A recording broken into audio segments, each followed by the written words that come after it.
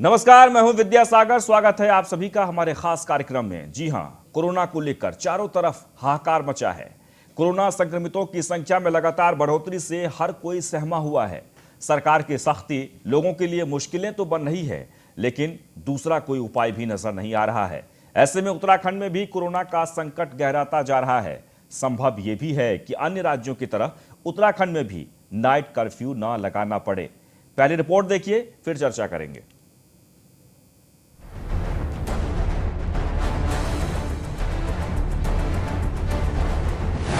उत्तराखंड में कोरोना से महासंकट। देहरादून का स्कूल बना रेड जोन। लगातार बढ़ रही है कोरोना संक्रमितों की संख्या। क्या लगेगा पहाड़ पर पहरा? पूरे देश में कोरोना के मामले अब तेजी से बढ़ रहे हैं। देश में कोरोना वायरस का महासंकट बढ़ गया है और इसी के साथ राज्य दर राज्य कोरोना मामलों में तेजी देखने को मिल रही है। गुरुवार को देश में 1,26,000 से अधिक नए मामले दर्ज किए गए हैं। ऐसे में हर जगह चिंताएं बढ़ने लगी हैं। देहरादून एजुकेशन हब के रूप में मशहूर ये जगह उत्तराखंड की खास पहचान है। बता दें कि देहरादून के दून स्कूल को कंटेनमेंट जोन घोषित कर दिया गया है। कुछ दिन पहले तक इस शहर की रौनक देखते ही बनती थी, पर अब सब कुछ थमसा गया है।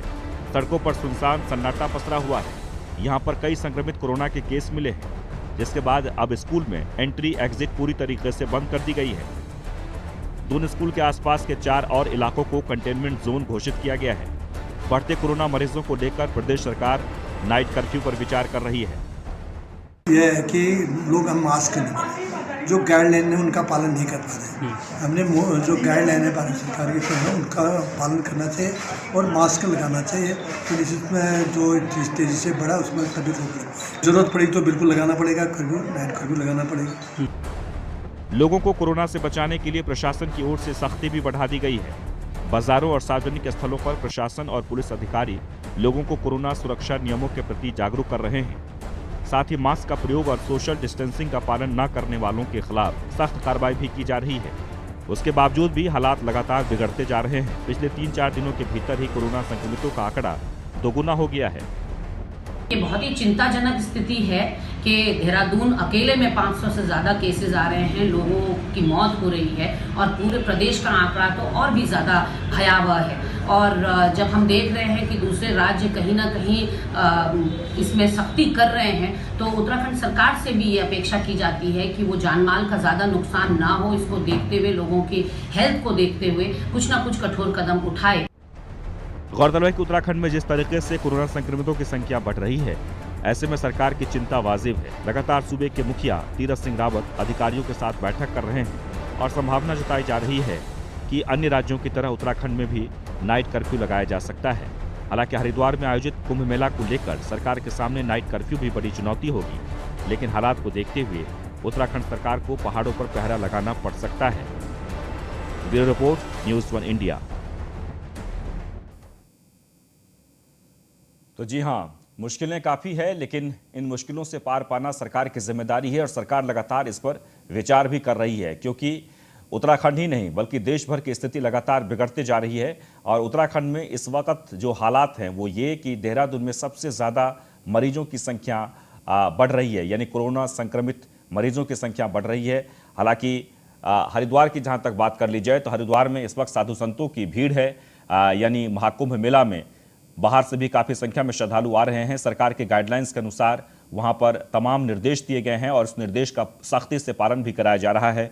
मुख्यमंत्री लगातार अधिकारियों के साथ बैठक करके जो सरकार के जो गाइडलाइंस है उस गाइडलाइंस के अनुसार सख्ती से पालन करने के निर्देश दे रहे हैं। और संभावना ये भी जताई जा रही है कि अन्य राज्यों की तरह कुछ क्षेत्रों में नाइट कर्फ्यू भी लगाया जा सकता है, क्योंकि जिस तरीके से कोरोना संक्रमित संख्या यानी कोरोना संक्रमितों की संख्या जो बढ़ रही है, ये एक बहुत ही चिंताजनक बात है और सबके लिए जो हालात हैं वो बद से बदतर होते जा रहे हैं। हालांकि इसमें पक्ष और विपक्ष सब ने इस बात को लेकर सहयोग की अपील की है। जैसे कि अभी आप सुन रहे थे, कांग्रेस के नेता उन्होंने भी कहा कि जो हालात बन रहे हैं उसमें सरकार को सख्ती से कदम उठाने की ज़रूरत है।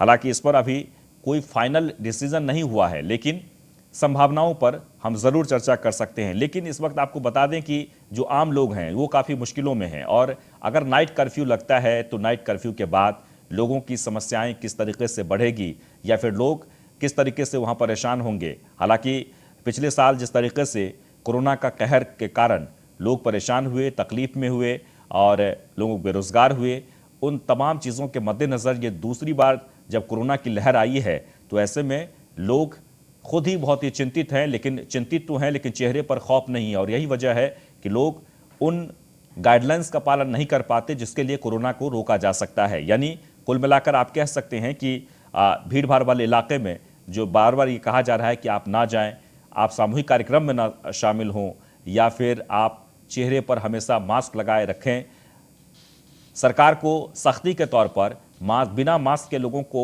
फाइन लगाने पर भी आमादा कर दिया, यानी कि फाइन लगाने के लिए भी नियम बना दिए गए हैं। इसके बावजूद लोगों के चेहरे पर मास्क नजर नहीं आता है।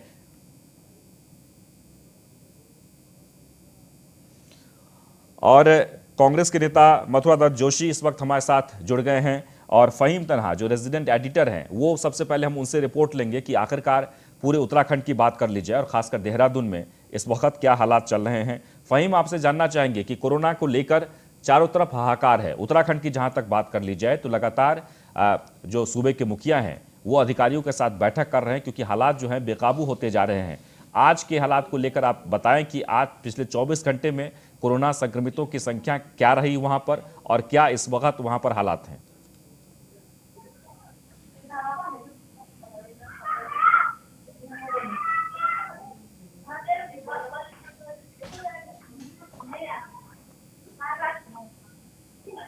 फहीम, आपको मेरी आवाज आ रही है? चलिए मथुरा दत्त जोशी के पास हम जानेंगे, कांग्रेस के नेता। मथुरा दत्त जोशी जी, बहुत बहुत स्वागत है। धन्यवाद धन्यवाद, नमस्कार जी। कोरोना को लेकर चारों तरफ हाहाकार मचा हुआ है, उत्तराखंड भी उसमें कम नहीं है। लगातार उत्तराखंड से भी जो खबरें आ रही है वो ये कि मरीजों की संख्या बढ़ रही है। ऐसे में सरकार को क्या करना चाहिए इस वक्त? देखिए, निश्चित रूप से आपकी बात बिल्कुल सही है। आप बिल्कुल सही फरमा रहे हैं कि जिस तरह से पूरे देश में कोरोना के केसेस बढ़ते जा रहे हैं, रोज उनमें बढ़ोतरी होती है। 24 घंटे में आज ही 60,000 के लगभग केसेस सामने आए हैं और उत्तराखंड में भी कमी नहीं है। कुंभ हो रहा है, वैसे भी खतरे की बात है। पूरे देश से लोग हरिद्वार में आएंगे। हालांकि माननीय उच्च न्यायालय ने कहा है कि आप अपनी 72 घंटे पहले RT-PCR करा के आइए, लेकिन उत्तराखंड भी खतरे से बाहर नहीं है और उसी क्षेत्रों में विशेषकर रोज केसेस बढ़ते जा रहे हैं। यहाँ पर भी बहुत अच्छी स्थिति नहीं है उत्तराखंड की भी, चाहे मैदानी भाग हो चाहे पर्वतीय क्षेत्र हो।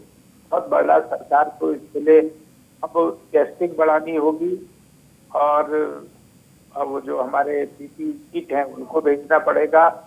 नए तरीके से जो कोविड अस्पताल बने हुए थे उनको सरकार ने समाप्त कर दिया था, वो बनाने की सरकार को आवश्यकता है और नए तरीके से स्टाफ को तैनात करने की आवश्यकता है। और जो मेडिकल कॉलेजेस हमारे हैं उनमें विशेषकर से कोरोना वार्ड का निर्माण करना होगा। कई काम सरकार के सामने इस समय हैं, लेकिन सरकार मैं समझता हूं कि बहुत ज्यादा गंभीर कोरोना के प्रति नहीं है और जिस तरह की बातें हो रही हैं उससे लग नहीं रहा कि सरकार गंभीर हो। सरकार ने हर हमेशा उसको बहुत लापरवाही में लिया है और वर्तमान मुख्यमंत्री जी कह जरूर रहे हैं लेकिन कर कुछ नहीं रहे। स्वास्थ्य महकमे की स्थिति यहाँ जर्जर हो चुकी है। बहुत अच्छी स्थिति स्वास्थ्य महकमे की नहीं है। पर्याप्त मात्रा में हमारे पास न डॉक्टर है, न नर्सिंग स्टाफ है, न हमारा फील्ड स्टाफ है, न दूसरा स्टाफ हमारे को वार्ड बॉय और जो हमारे टेक्निकल लोग हैं वो नहीं है। जो लैब है हमारी उनके लिए टेक्नीशियन की आवश्यकता होगी, वो हमारे पास नहीं है। टेस्टिंग नहीं हो रहा है। जहां पर हमारे राज्य की सीमाएं हैं, अंतर्राज्यीय सीमाएं लगती हैं, चाहे उत्तर प्रदेश से लगे चाहे हमारे हिमाचल हरियाणा इन राज्यों से जहां पर भी सीमाएं लगती हैं उन स्थानों पर हमको थोड़ा चौकसी सरकार को बरतनी पड़ेगी। देखिए क्या स्थिति बनती है ये अभी। और ये जो कोरोना काल है ये आपका पहले से बहुत ज्यादा खतरनाक रूप धारण कर रहा है। सरकार को इसके प्रति बहुत गंभीर, सजग और मुस्तैद रहना पड़ेगा। जी, क्या इस वक्त जो है उत्तराखंड में नाइट कर्फ्यू की जरूरत है? देखिए, मैं समझता हूं कि पर्वतीय क्षेत्र में बहुत ज्यादा नाइट कर्फ्यू की आवश्यकता नहीं रहती है। यहाँ तो 6 और 7 बजे के बीच में जी स्वतः ही कर्फ्यू लग जाता है, स्वतः ही लोग बाग अपने अपने कारोबार बंद कर लेते हैं, दुकानें बंद हो जाती हैं। लेकिन ठीक कह रहे हैं आप, मैदानी क्षेत्र में इसकी आवश्यकता पड़ सकती है जिस तरह केसेस बढ़ रहे हैं। लेकिन आप अन्य जनपदों में नाइट कर्फ्यू लगाएंगे, और हरिद्वार में आप क्या करेंगे? आपका कुंभ का महीना चल रहा है, जी आपके कुंभ स्नान चल रहे हैं, शाही स्नान चल रहे हैं, तो मैं समझता हूँ ये असंभव होगा सरकार के लिए। कहना बड़ा आसान है, क्योंकि आप हरिद्वार में, क्योंकि जितने भी, चाहे देहरादून क्षेत्र से आएंगे लोग, हरिद्वार ही आएंगे। आप बिजनौर से जितने भी लोग हरिद्वार में घुसेंगे, मुजफ्फरनगर से हरिद्वार में घुसेंगे, सहारनपुर की तरफ से हरिद्वार में ही आते हैं लोग बाग, सब रोड कनेक्टिंग है, ऐसी स्थिति है। तो ऐसी स्थिति में मैं नहीं समझता हूँ। लेकिन विशेषकर जो कुंभ के लिए है, जो माननीय उच्च न्यायालय ने गाइडलाइंस जारी की हैं, सरकार को उसके प्रति सतर्क रहना पड़ेगा, उसके प्रति गंभीर रहना पड़ेगा। और जो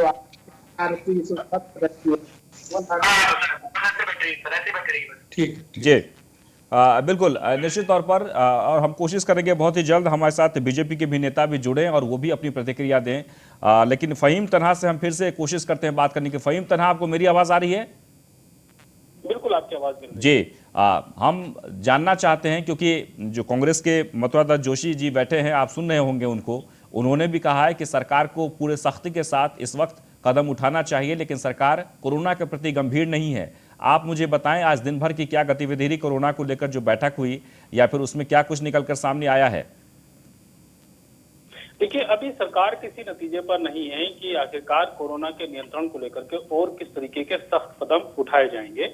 जो एसओपी का पालन करने की बात है, वो राज्य सरकार ने अपनी एसओपी अलग अलग मौकों पर जारी की है, अलग अलग समय पर, चाहे कुंभ को लेकर जारी है या फिर जो आयोजनों को लेकर के जारी है, जो होली के समय पे की गई थी। जैसे मोटे तौर पर अगर हम बात कर ले तो 100 से ज्यादा किसी गैदरिंग में इकट्ठे नहीं होंगे, वो भी अनुमति लेनी होगी, और कुल क्षमता के 50%। ये सोशल डिस्टेंसिंग की बात है। और दूसरा जो मास्क की बात है या सैनिटाइजेशन की बात है, वो लगातार वो एसओपी में चल ही रहा है मानक। लेकिन अभी जो सरकार इसको लेकर के कोई फैसला नहीं कर पा रही है कि क्या रात्रि कर्फ्यू लगाया जाए, कुछ घंटों का कर्फ्यू लगाया जाए, या शॉप जो मार्केट है उसको कुछ मार्केट जो आवश्यक नीड की चीजें हैं, जो जरूरत की चीजें, उसको छोड़ करके बाकी चीजें बंद रखी जाए, रात में बंद रखी जाए, रात को 8 बजे से 9 बजे से सुबह तक।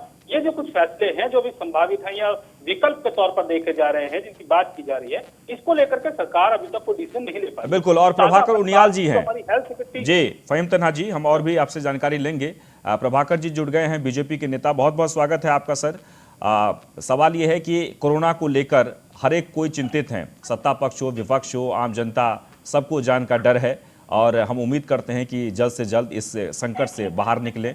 लेकिन उत्तराखंड में जिस तरीके से केसेस बढ़ रहे हैं, खासकर देहरादून की अगर बात कर ली जाए, तो क्या इस वक्त सरकार को और सख्ती से कदम उठाना चाहिए? प्रभाकर जी।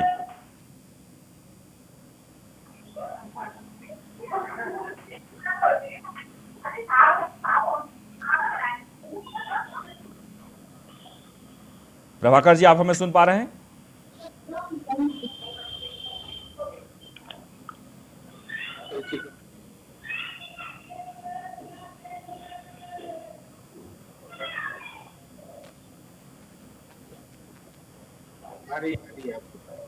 नमस्कार, मैंने कहा। जी जी जी, नमस्कार नमस्कार जी, नमस्कार नमस्कार नमस्कार जी। प्रभाकर जी, स्वागत है आपका।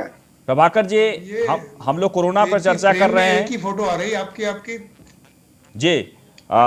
प्रभाकर जी, कोरोना को लेकर चर्चा कर रहे हैं। इस वक्त जो देहरादून के जो तस्वीर सामने आ रही है, खासकर पूरा उत्तराखंड की अगर बात कर ली जाए, तो लगातार कोरोना संक्रमितों की संख्या बढ़ रही है। क्या जरूरत है सरकार को और सख्ती से कदम उठाने की?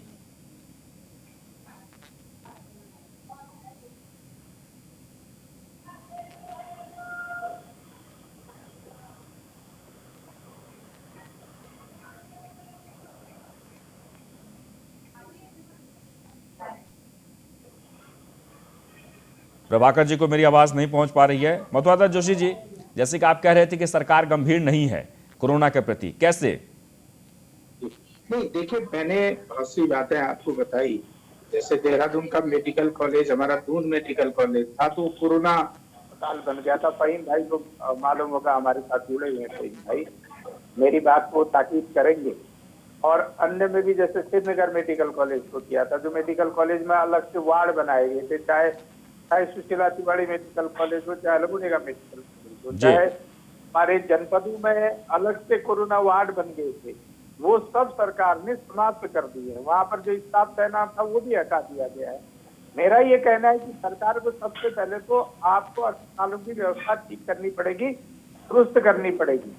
आपको स्टाफ की तैनाती भी करनी पड़ेगी, टेक्नीशियन रखने पड़ेंगे, आपने डॉक्टर आपने बुलाने पड़ेंगे। उस तरह के से सरकार का कोई रोड मैप दिख नहीं रहा है। जैसा अभी कई मैंने ने कहा कि सरकार ये नहीं तय कर पा रहे है कि करना क्या है। हाँ, अस्पताल बनेंगे, नाइट कर्फ्यू लगाओगे कि नहीं लगाओगे, आप देहरादून शहर में लगाओगे तो कैसे लगाओगे, हरिद्वार में लगाओगे तो कैसे लगाओगे, कुंभ चल रहा है, आप ऋषिकेश में नहीं लगा सकते, कुंभ चल रहा है। पौड़ी का जो हमारा आपका स्वर्गाश्रम वाला इलाका है, मुनिकेरेती का टेहरी का इलाका है, देवप्रयाग का इलाका है, लक्सर का इलाका है, जहाँ लक्सर से लेकर देवप्रयाग तक तो आपका कुंभ क्षेत्र पूरा ही आता है। ऐसे ही इस तरह की से नैनीताल की स्थिति है, अल्मोड़ा की स्थिति है। तो सरकार को सरकार को करना पड़ेगा, वो करना क्या चाहती है। अभी तक मुझे नहीं लगता कि उन्होंने कोई समीक्षा बैठक भी की हो। आज मैं सुना कि प्रधानमंत्री जी सारे मुख्यमंत्री से बैठक करने वाले हैं, हालात पर चर्चा करने वाले हैं, लेकिन मुख्यमंत्री जी स्वयं कोरोना पॉजिटिव थे, उन्हें जिलाधिकारियों से बात की नहीं की, ये मेरी जानकारी में नहीं है। स्वास्थ्य सचिव ने कोई ऐसा कोई गाइडलाइन बात को नहीं निकाली है कि उससे हम समझें कि सरकार गंभीर है। मैं इसलिए कह रहा हूँ सरकार गंभीर नहीं, कि सरकार की तरफ से कोई एसओपी अभी तक जारी नहीं हुई है, न कुंभ क्षेत्र के लिए न यहाँ के लिए। जो भी निर्देश प्राप्त हुए हैं वो केवल माननीय उच्च न्यायालय ने निर्देश दिए, उसके बाद सरकार हरकत में आई, तब सरकार ने ये सब किया है। जी मथुरा के जोशी जी जी जी, किस तरह की एसओपी आप जारी कराना चाहते हैं सरकार से? आप चाहते हैं क्या, खुल के बताइए ना कि विपक्ष चाहता क्या है सरकार से। सरकार ने कोरोना को कुंभ को लेकर के एसओपी जारी की है, अलग अवसरों पर अभी फेस्टिव सीजन गया है, होली के मौके पर एसओपी जारी की, नियम जारी किए, फिर विपक्ष चाहता क्या है? मतलब आप खुल के क्यों नहीं कह रहे कि क्या चाहते हैं एसओपी में? नहीं सरकार, देखिए दो बातें बहुत क्लियर हैं। कुंभ के मामले में जो भी एसओपी जारी हुई है, जब माननीय उच्च न्यायालय का निर्देश आया है, अब सरकार हरकत में आई है। मैं इसलिए कह रहा हूँ सरकार की तरफ से कोई एसओपी जारी नहीं हो रही है अभी जी। और प्रभाकर जी से भी ले लेते हैं। प्रभाकर जी, आपको आवाज आ रही है? मैं उच्च न्यायालय का धन्यवाद करना चाहिए, जब उच्च न्यायालय ने हरिद्वार कुंभ के मामले में हस्तक्षेप किया, वहां पर जब अपील गई है तब निर्णय आया है। सरकार क्यों नहीं करती है? हमारा कहने का तात्पर्य है, जो भी निर्णय लेना है सरकार खुद निर्णय लेना, और आज निर्णय ले उसको सब मानने को तैयार है। हम उसका स्वागत करेंगे। कोरोना कोई बीजेपी का कोरोना नहीं है, ये कांग्रेस के लिए भी उतना ही है, बीजेपी के लिए उतना ही। हमें इस समय जनता के जान माल की रक्षा का सवाल, सबसे बड़ा सवाल ये है कैसे भी लोग बचें, उनका स्वास्थ्य ठीक रहे, कोरोना हमारे प्रदेश में न फैले। इस दिशा में हम सब ने मिलकर राजनीतिक दलगत भावनाओं से ऊपर उठकर हमको सबको काम करना चाहिए। जी। और प्रभाकर जी, आपको आवाज आ रही है? प्रभाकर जी से हमारी बात नहीं हो पा रही है। फहीम तन्हा लगातार हमारे साथ बने हैं और कांग्रेस के प्रवक्ता भी हमारे साथ बने हुए हैं, मथुरा दत्त जोशी जी। फहीम तन्हा, निश्चित तौर पर जैसे कि मथुरा दत्त जोशी ने भी ये सवाल उठाए हैं कि सरकार सख्ती से कोई कदम क्यों नहीं उठाते, आखिरकार फैसला लेने में क्या दिक्कत आ रही है? जिस तरीके से संक्रमितों की संख्या बढ़ रही है उसमें अब क्या दिक्कत आ रही है, क्या परेशानी आ रही है? क्या महाकुंभ को लेकर सरकार कोई निर्णय नहीं ले पा रही? देखिए विद्यासागर जी, वर्चुअली चर्चा में एक थोड़ा दिक्कत आती है। बीजेपी के प्रवक्ता हमारे साथ मौजूद होते यानी है वो, लेकिन उनसे संपर्क नहीं हो पा रहा हुआ, तो तरीके से वो बात कह पाते और उनकी बात से फिर बात निकलती। लेकिन जहां तक बात है अभी सरकार के जी, और बीजेपी नेता जुड़ गए हैं, शायद उनकी आवाज अब हम तक पहुंचे। प्रभाकर उनियाल जी, आप हमें सुन पा रहे हैं?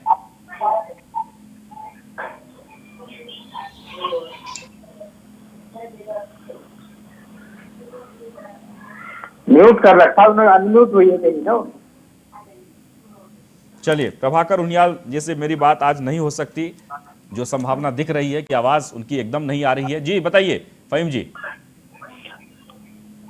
अगर की बात हम कर रहे थे कि दो बातें तो बहुत साफ तौर पर स्पष्ट है।